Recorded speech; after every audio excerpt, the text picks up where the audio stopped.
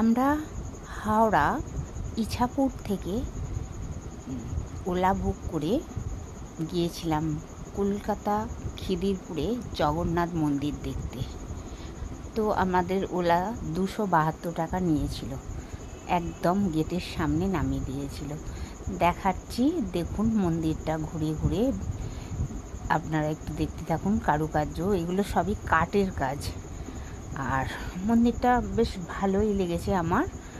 আর তার সঙ্গে সাইডে অনেক ছোট ছোট ঠাকুরের মন্দির আছে, যেমন শিব, শীতলা, সেই মন্দিরগুলো আমি দেখাতে। ওপরে দেখুন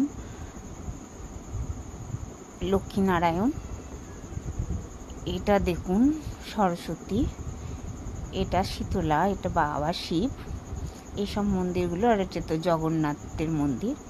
আর এইগুলো সাধারণত আমরা দেখতে গিয়েছিলাম, আমাদের মন্দিরটা খুব ভালো লেগেছে।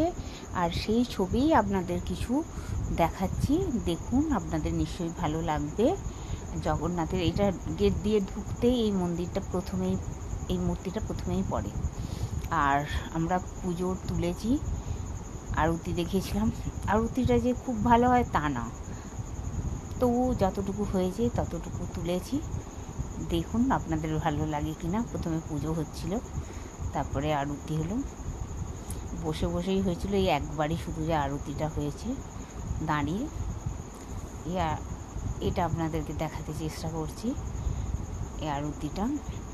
এটাকে সন্ধ্যা আরতি বলে। আমরা সন্ধ্যা 6টার সময় আরতিটা হয়, বলে 6টা, কিন্তু রেডি হয়ে হতে করতে 6:30 হয়ে যায়। আমরা বসেছিলাম সন্ধ্যা আরতি দেখার জন্য। সন্ধ্যা আরতি দেখে তারপর আমরা ওখানেতে বেরিয়েছিলাম, নিচে গিয়েছিলাম। নিচে ভোগ দিয়েছিল, ভাত আর ডাল। সেই ছবি আমার তোলা হয়নি, তাই জন্য আপনাদেরকে দেখাতে পারছি না। ভাত আর ডাল ছোট ছোট শালপাতাতে দিয়েছিল সকলকে, এবং তার চারপাশ, পরিবেশ সব কিছুই বেশ ভালো, আমার ভালোও লেগেছিল। আপনারা যাবেন, আমার আশা করি আপনাদেরও বেশ ভালো লাগবে জগন্নাথের মন্দির। তবে এইটা যেন পুরীর সাথে তুলনা করবেন না। পুরীর জগন্নাথের মন্দির পুরী, এটা কিন্তু আলাদা।